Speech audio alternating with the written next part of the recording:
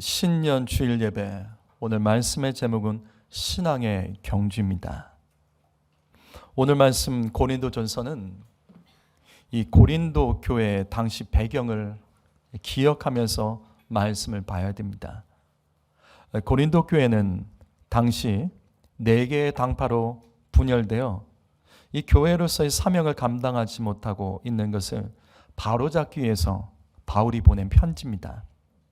성도 여러분, 고린도 교회는 초대교회 가운데 가장 영향력 있고 건강한 교회 중에 하나입니다. 사도 바울이 3차에 걸친 선교 여행 중에 에베소 다음으로 가장 오랫동안 머물렀던 교회, 그러면서 세웠던 교회가 고린도였습니다. 그리고 초대교회에서 당시 가장 설교를 잘했던 사람이 아볼로라는 사람입니다. 이 아볼로라는 사람이 담임 목사로 있었던 교회가 이 고린도 교회였고, 베드로도 역시 이 교회에서 사역을 한 정도로 이 교회는 건강하고 영향력 있는 교회였습니다. 그러나 이 고린도 교회의 문제는 이 같은 은혜에 대해서 감사가 없었습니다. 오히려 이 같은 좋은 목회자들이 있었지만 고린도전서 1장 12절 말씀을 현대인의 성경으로 보게 되면 나는 바울파다, 나는 아볼로파다, 나는 베드로파다, 나는 그거 다 싫고 그냥 그리스도파다 하면서 4개의 당파로 나눠져서 쪼개져 싸웠습니다. 이 좋은 목회자들이 이 교회에 있었음에도 불구하고 이 교회가 감사하지 못하고 오히려 이 은혜가 풍성함 속에서 4개로 쪼개져 버렸습니다. 성도 여러분, 그래서 이해가 되지 않습니다. 고린도전서 12장 8절과 9절 말씀 보시면 고린도 교회는 특별히 성령의 역사, 은사가 아주 많았던 교회입니다. 이 말은 뭐냐면 고린도 교회는 말씀만 풍성했던 교회가 아니라 기도도 많이 했던 교회라는 것을 알 수 있습니다. 그래서 성령의 은사가 풍성했습니다. 하지만 바울이 강조한 것은 지금 이 말씀처럼 성령님은 하나다, 같은 성령, 한 성령, 이것을 강조하죠. 무슨 말이냐면 성령 충만한 교회는 갈라지지 않는다는 거예요. 성령 받은 사람은 분열에 사용되지 않는다는 겁니다. 무슨 말이냐면 너희가 성령 충만하고 은사가 많지만 진짜 성령이 역사하면 절대로 갈라질 수 없다는 거예요. 교만하지 말라는 겁니다. 당시 이만큼 고린도 교회는 말씀이 충만하고 기도가 풍성했지만 이 분열되어 있었습니다. 사실은 성령이 교회 가운데 떠났다는 증거죠. 그렇다면 왜 교회가 말씀과 기도가 충만한데도 이렇게 하나 되지 못하고 분열될까요? 우리 교회도 말씀으로 우리가 살아가려고 애를 쓰고 목사가 이 앞에서 성경 말씀 예화 쓰지 않고 성경 말씀만 가지고 설교하려고 하고 우리 교회는 기도를 참 많이 합니다. 그럼에도 불구하고 분열될 수 있습니다. 어떻게 그럼 고린도 교회는 말씀과 기도가 충만한데도 분열될 수 있었을까? 그것은 바로 목표와 사명이 없었기 때문이에요. 성도 여러분, 잘 생각하십시오. 여러분이 지금 이곳에서 예배 드리는 이유와 목적이 무엇입니까? 여러분이 예수 믿는 이유와 목적은 무엇입니까? 이게 없으면 예배가 안 될 거예요. 이게 없으면 찬양이 안 될 겁니다. 이게 없으면 예배를 자주 빠질 겁니다. 이게 없으면 예배 시간에 졸 겁니다. 이게 없으면 예배 시간에 늦을 겁니다.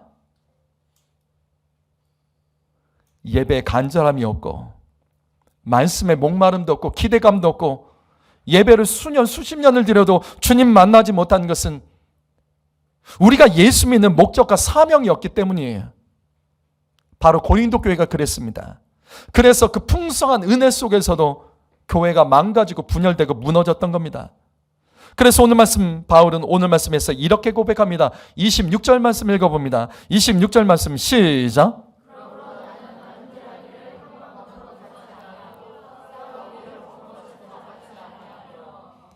이게 고린도 교회를 향한 말씀이에요. 너희는 향방 없이 달렸다.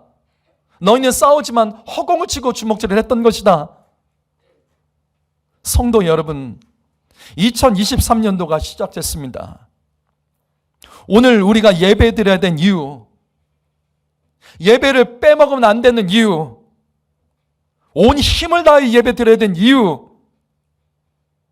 그것은 허공을 향해 주먹을 휘두르지 않고 다른 박질을 하여도 향방 없이 달리지 않고 우리를 이 땅에 생명 주시고 예배를 통해서 우리에게 명령하시는 하나님의 분명한 뜻과 목적을 알기 위해서 우리는 예배해야 되는 줄 믿습니다.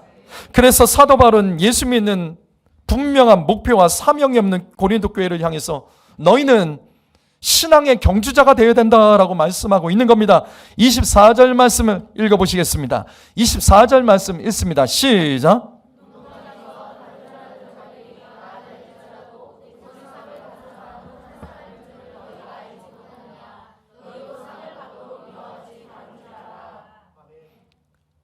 운동장에 다름질하는 자들, 너희는 이제 달려야 된다는 거예요. 운동장에서 달리듯이. 그런데 여기 운동장에서 다름질하는 자들, 이 문장은 당시 고린도 교회 성도들에게 매우 익숙한 내용입니다. 무슨 말이냐면 여러분 고대 올림픽 아시죠? 올림픽이요. 지금도 진행되는데 사실 우리는 올림픽만 알고 있지만 당시 헬라의 도시에는 올림픽 말고 올림픽 같은 이 경기가 4개가 있었습니다. 이게 뭐냐면 당시에 이 헬라 지역의 4군데에서 이와 같은 올림픽 같은 경기가 벌어졌습니다. 델포이 지역에서는 아폴로 신을 기념하는 피티안이라는 경기가 벌어졌습니다. 우리가 가장 잘 알고 있는 이 올림푸스에서는 제우스 신을 기념하는 올림피아 경기가 열렸죠. 이게 오늘날 올림픽입니다.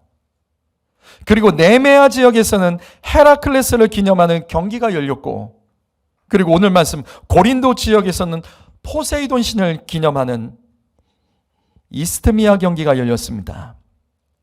여기 포세이돈이에요. 무슨 말이냐면 고린도 지역은 항구 도시입니다. 가장 유명한 이 헬라의 항구 도시입니다. 그래서 포세이돈 신을 섬겼고 이것을 기념하며 사람들이 모여 운동 경기를 했습니다. 따라서 바울은 이 고린도 교회에 이스트미아 제전에 참석하는 성도들을 예로 들면서 고린도 교회 성도들에게 신앙의 경주를 권면했던 거예요. 그렇다면 우리도 2023년에 예배를 실증내지 않고 예배를 통해서 주님의 말씀을 듣고 사명을 감당하기 위해서 그러면 우리는 어떻게 해야 될까?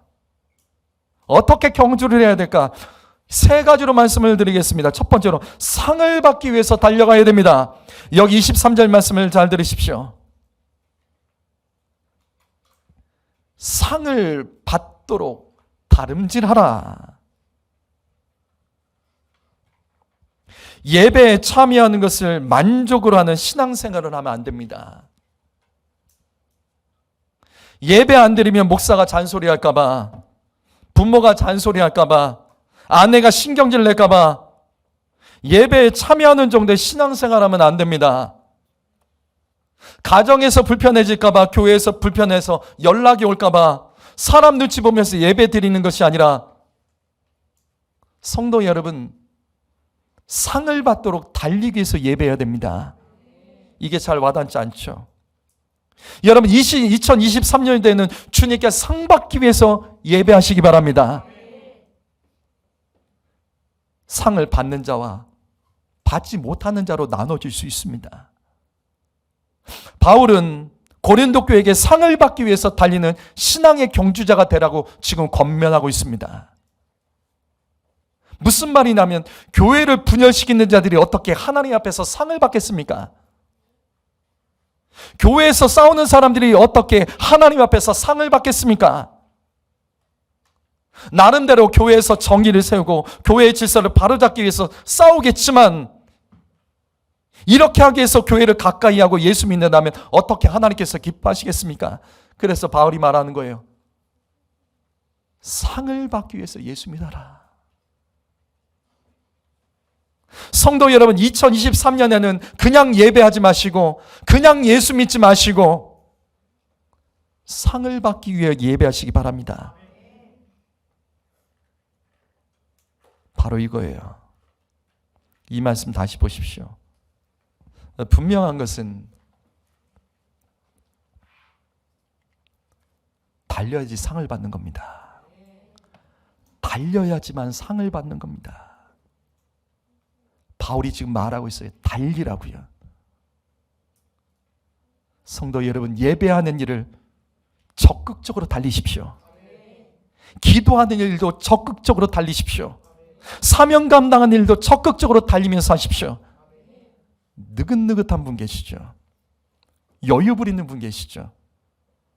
귀찮아하고 예배 빠지고 싶으면 빠지고 늦고 싶으면 늦고 그런 식으로 예배를 수년 수십 년 예배 자리, 기도의 자리에 앉아 있으면 상을 받지 못합니다. 그럼 이렇게 말하는 분들이 계실 거예요. 나는 상 받지 않아도 괜찮다. 정말 그렇게 생각하십니까? 나는 상 받지 않아도 괜찮다. 그렇게 생각하는 분 계십니까? 그 어리석고 교만한 말을 멈추십시오. 우리가 주 안에서 적극적으로 달리지 않으면 하나님께서도 적극적으로 도와주지 않으십니다. 우리가 주님을 위해서 적극적으로 예배하지 않으면 하나님이 적극적으로 복을 주실 수 없습니다. 우리가 주를 위해서 적극적으로 헌신하지 않으면 주님은 적극적으로 우리의 문제를 막아주시지 않습니다. 결국 구원받지 못하는 것은 종교생활로 끝나버리기 때문입니다. 성도 여러분, 성경은 분명히 말씀합니다. 상을 받기 위해서는 달려야 된다고요. 여기에 이 말씀이 여기만 있는 것이 아니에요. 빌립보서 1장 14절에도 기록되어 있습니다. 푯대를 향하여 그리스도 예수 안에서 하나님이 위하여 부르신 부름받음의 상을 위하여 달려가노라. 성도 여러분, 이 진리는 단순한 겁니다. 이 단순한 진리를 놓치지 마십시오. 달려야지 상을 받는 겁니다. 여러분, 적극적으로 상을 받는 겁니다. 적극적으로 예배하고, 적극적으로 찬양하고, 적극적으로 손뼉치며 찬양하고, 손 올리며 찬양하고, 적극적으로 기도하고, 부르짖어 기도하고, 간절하게 기도하고, 눈물로 적극적으로 기도할 때 하나님 상을 주십니다. 문제를 해결해 주시고, 도움을 주시고, 문제를 막아주시고, 구원의 역사를 주시는 거예요. 그동안 느긋느긋하게 예배드린 분 계시죠? 사정에 따라서, 환경에 따라서, 기분에 따라서. 그래서 안 되는 겁니다. 그래서 안 되는 겁니다. 그래서 수년을 예배드려도 하나님 만나지 못하고 인격적으로 주님 만나지 못하는 것은 달리지 않았기 때문이에요. 사랑하는 성도 여러분, 달리십시오. 달려야지 상을 받는 겁니다. 달려야지 구원을 받는 겁니다. 디모데후서 4장 7절 말씀, 나는 선한 싸움을 싸우고 나는 달려갈 길을 마치고 믿음을 지켰으니. 성도 여러분, 이 말씀 놓치지 마십시오. 달리는 사람이 믿음을 지킬 수 있는 겁니다. 느긋느긋하게 예수 믿는 게 가능하다고 생각하세요? 느긋느긋하게 예수 믿는 것이 가능하다고 생각하십니까? 사단이 얼마나 공격적인데요. 사단이 얼마나 적극적인데요. 사단은 쉬지 않고 달립니다. 느긋느긋하게 예수 믿으면서 유혹을 막을 수 있다고 생각하세요? 느긋느긋하게 예수 믿으니까 유혹이 많고 잘 넘어지고 교회에서 삐지고 잘 상처받고 찬양이 막히고 기도가 막히고 결국 믿음을 잃어버리는 겁니다. 사랑하는 성도 여러분, 달려야지 믿음을 지키고 달려야지 상을 받을 수 있습니다. 지금보다 더 적극적으로 예배하시고 지금보다 더 분명한 믿음으로 달리며 주님을 위해서 선한 길을 끝까지 달리며 싸우시기를 예수님의 이름으로 축복합니다. 두 번째로, 상을 받으려면 절제하셔야 됩니다. 25절 말씀 읽어보죠. 25절 말씀 읽어봅니다. 시작.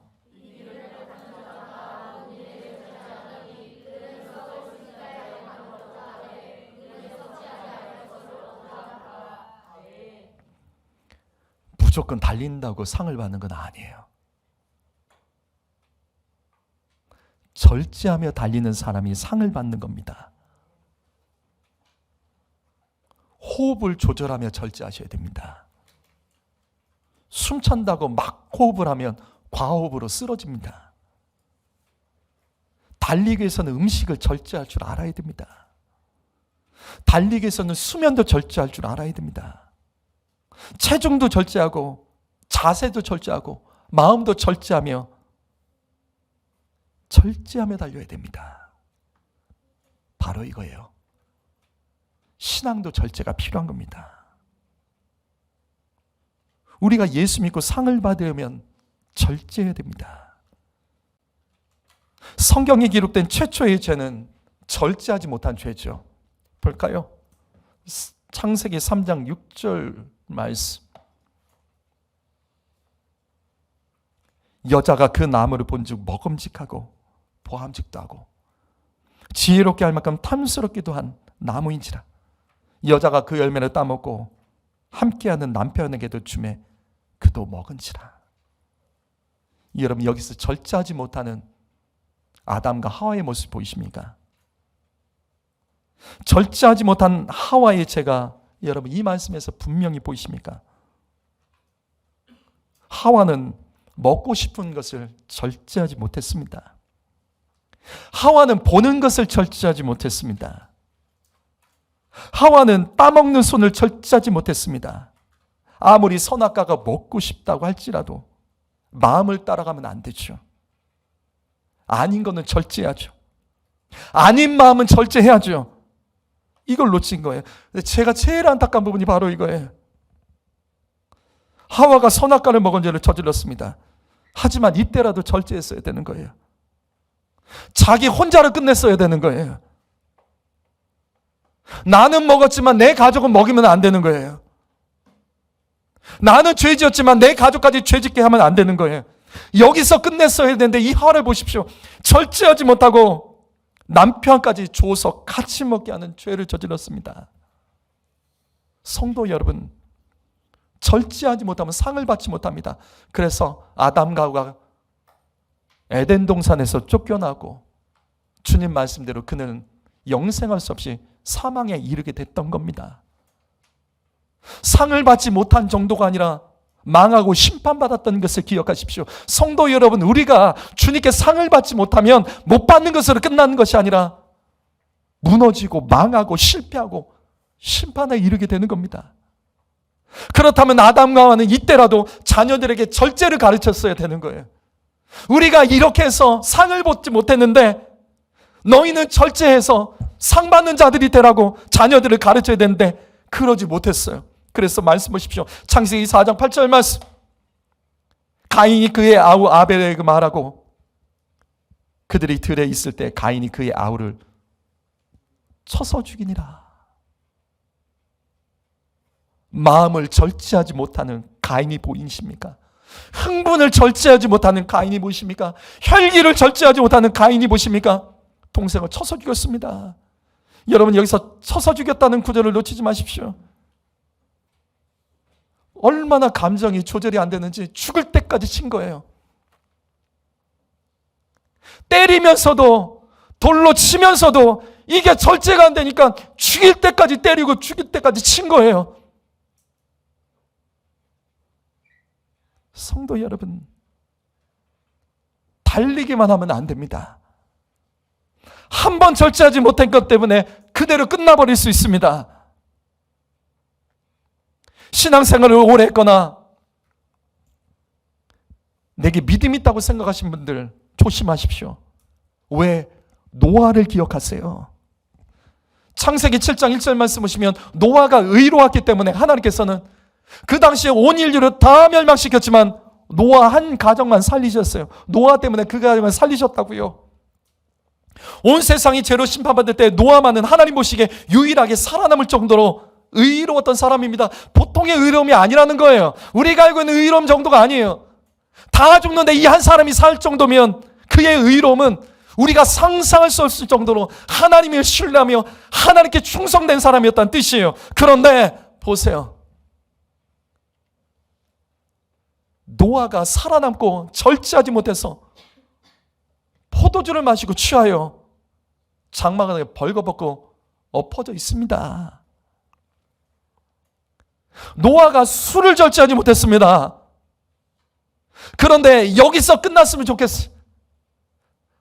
하와처럼 자기 혼자 선악과 먹고 그냥 끝냈으면 좋겠는데 이 노아가 또 한 번 절제를 하지 못하는 거예요. 그게 뭐냐면 이후에 일이 또 벌어지죠. 창세기 9장 24절과 25절 말씀 보시면 노아가 술에 깨서 자신의 허물을 덮어주지 않은 작은 아들, 그 가정을 저주해버립니다.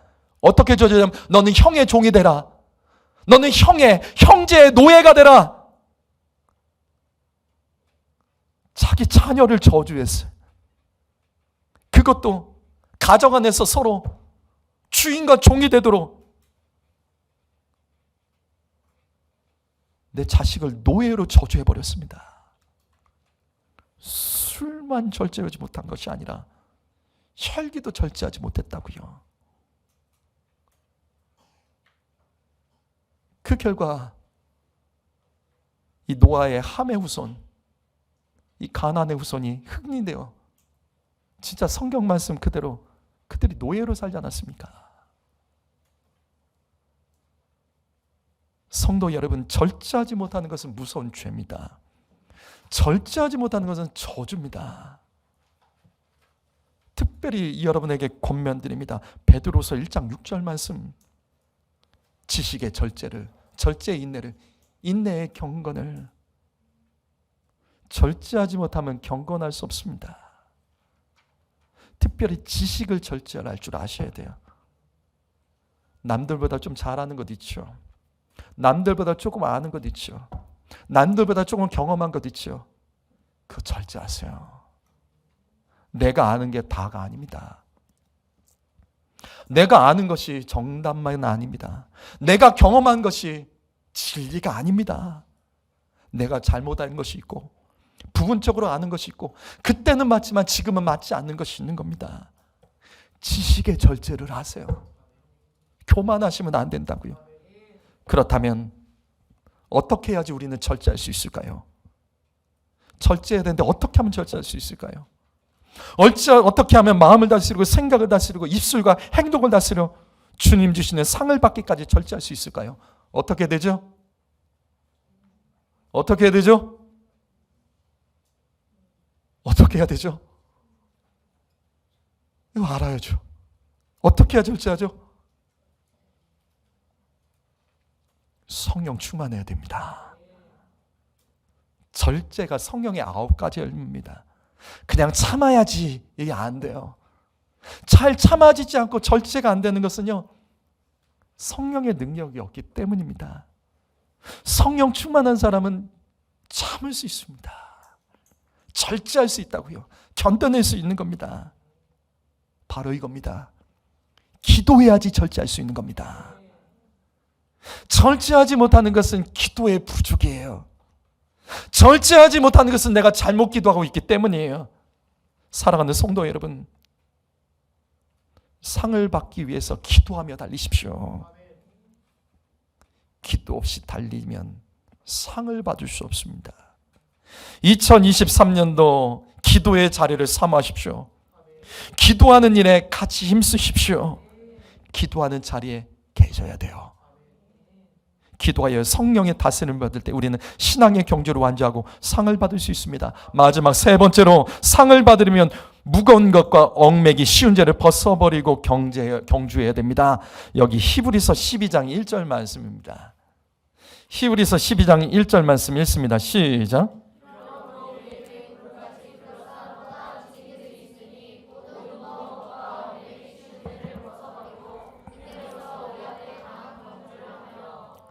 신앙의 경주에서 승리하려면 첫 번째로 무거운 것을 버려야 됩니다. 성도 여러분, 여러분의 삶을 무겁게 하는 것은 무엇입니까? 내 삶을 무겁게 하는 문제는 무엇입니까? 여러분의 무거운 고민은 무엇입니까? 여러분의 무겁고 버거운 인생의 수많은 계획들은 무엇입니까? 이것을 버리고 예배해야 됩니다. 이거 짊어지고 예배하면 예배가 막힙니다. 이것을 주님께 맡기고 예배해야 됩니다. 무거운 것을 주님께 드리며 찬양하십시오. 무거운 것은 주님께 맡기고 기도하십시오. 하나님은 다 아십니다. 성도 여러분, 하나님께서 인생의 여러 가지 무거운 일들을 허락하시는 것은 잘 들으세요. 그건 믿음의 연습입니다. 이게 믿음의 연습이에요. 왜? 나는 아무것도 할 수 없다는 것을 깨닫게 하시는 하나님의 믿음의 연습입니다. 교만하지 말라고. 그래서 주님 앞에 나가서 엎드려야 하고, 주님을 의지하라고 주님께서 무거운 짐을 통해서 믿음의 연습을 시키는 겁니다. 그래서 예수님도 이렇게 말씀하시죠. 마태복음 11장 28절 말씀 읽겠습니다. 시작.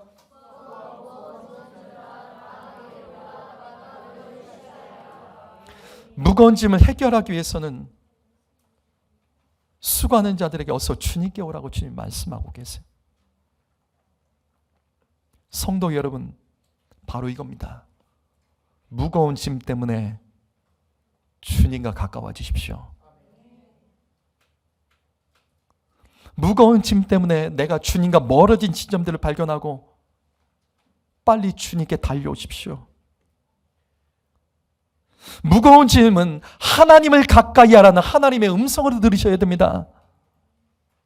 바로 이겁니다. 그래서 무거운 짐은 믿음의 재료입니다. 내 삶이 믿음으로 반응할 수 있는 재료가 이 무거운 짐입니다. 내 삶의 무거운 고민, 무거운 문제, 무거운 짐들, 무거운 계획들, 나를 무겁게 하는 모든 것들은